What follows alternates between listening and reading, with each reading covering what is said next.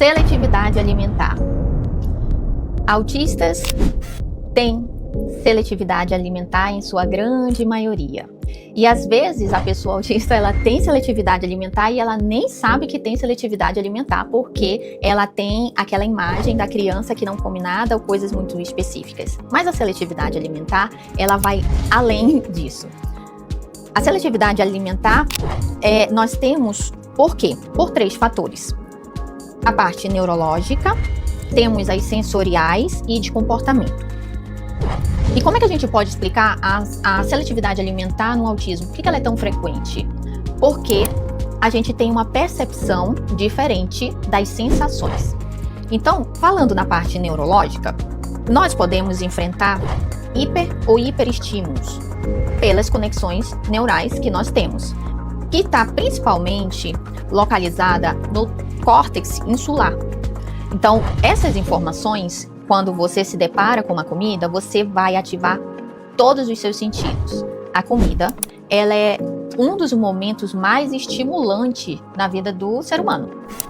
E lembre-se, autistas tendem a ter as sensibilidades alteradas. Então, para que você possa se alimentar, você vai comer, o que vai acontecer? Você vai ter que estar num ambiente diferente, você vai sentar com a família, você vai sentir o cheiro da comida, você vai visualizar as cores dessa comida, você vai sentir o paladar e o tato da textura. Então, todos os sentidos vão estar dentro desse momento que é a alimentação. Então, todos esses estímulos vão ser ativados. São muitos estímulos e é por isso que o autista ele vai ter muita sensibilidade ali alimentar. A seletividade alimentar, ela vai ser presente no autismo justamente porque ela vai ativar todas as sensações. Então, talvez algo que seja muito agradável para você não seja tão agradável para mim devido à minha sensibilidade. Outra coisa que explica é a parte realmente sensorial e a comportamental.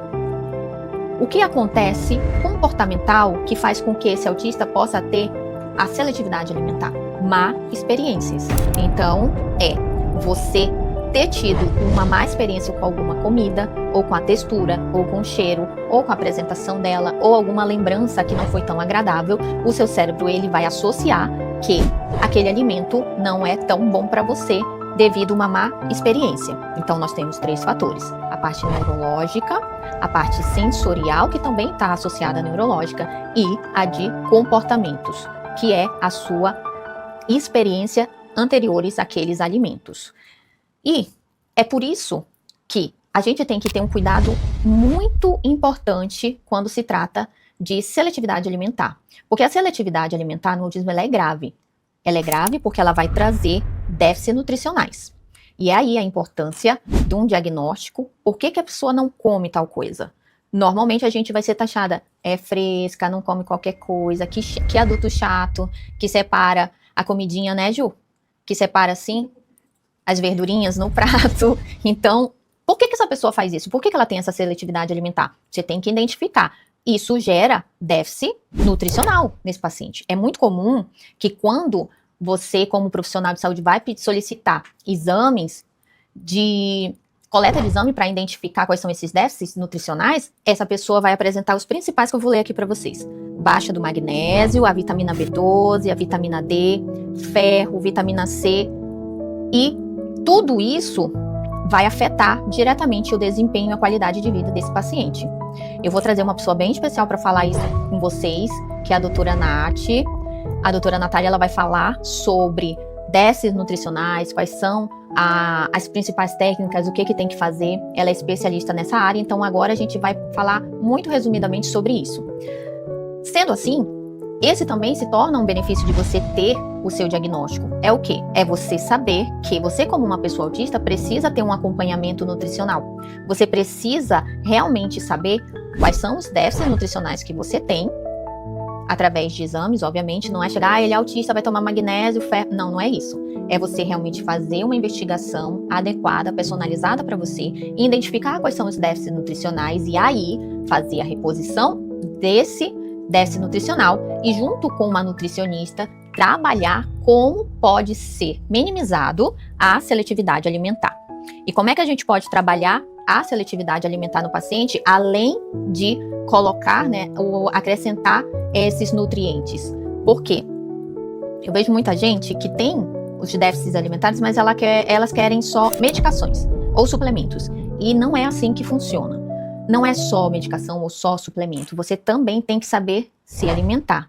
E aí você fala, mas se eu soubesse me alimentar, eu me alimentaria direito. Obviamente, é por isso que você vai atrás de um profissional para você saber se alimentar direito e não ficar dependendo de todo dia 35 mil comprimidos para você. Porque para isso tem os alimentos. Você pode acrescentar, mas o ideal é que você saiba comer. E como é que a gente vai trabalhar nisso? Dessensibilização. A dessensibilização pode ser por as técnicas nutricionais, as próprias nutricionistas apresentando como se fosse um bebê, na qual a gente vai apresentando alimentos e fazendo introdução alimentar. Começando com cheiro, com textura, visualização, colocando pequenas porções na comida até que você possa se acostumar àquele novo alimento. Também a gente vai trabalhar com o que esse paciente, o que essa pessoa mais gosta, qual é o alimento que ela mais gosta. Tem pacientes que não gostam de alguns tipos de coloração. Então, é um paciente que não gosta de nada verde, é um paciente que não gosta de nada amarelo. Ou é um paciente que, ao contrário, só come se for verde, ou só come se for amarelo. E aí você tem que pegar essas peculiaridades e saber, ok, esse paciente só come verde. Então, a gente pode modificar a cor dos outros alimentos. Isso é uma técnica que pode ser dada ali uma solução para aquele paciente. Eu só come verde, vamos comprar um colorante verde para tentar minimizar. Agora tá verde, eu vou conseguir comer. Então a gente vai criando estratégias para a gente minimizar essa falha alimentar ali. E reforço positivo, obviamente, né? Eu lembro que quando eu era criança, eu tinha muita seletividade alimentar e o meu reforço era uma chinela havaiana aqui do lado. A gente já não pode fazer isso, tá, gente? Não é para bater em ninguém porque não quer comer. E o papel da família, muito importante, o papel da família. Por que o papel da família é importante? Primeiro, para dar aquele apoio àquela pessoa que é adulta, que normalmente as pessoas chamam de fresca. O apoio da família é fundamental.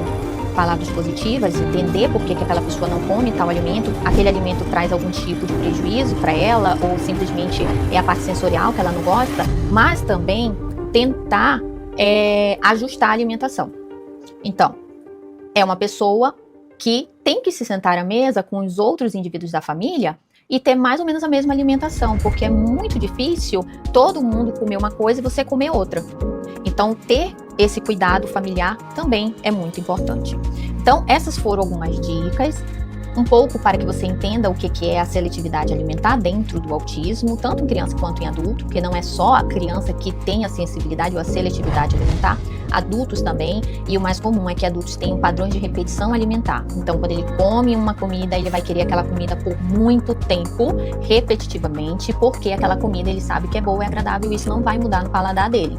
Apesar de que ninguém tá mais aguentando comer a mesma comida, para ele não vai fazer diferença. Ele gosta daquela comida é boa. Mas a repetição da mesma comida vai trazer déficit nutricional. Porque por isso que a gente tem que ter uma ampla diversidade ali de alimentos, frutas, verduras, carnes. Então, essa foi a orientação sobre seletividade alimentar.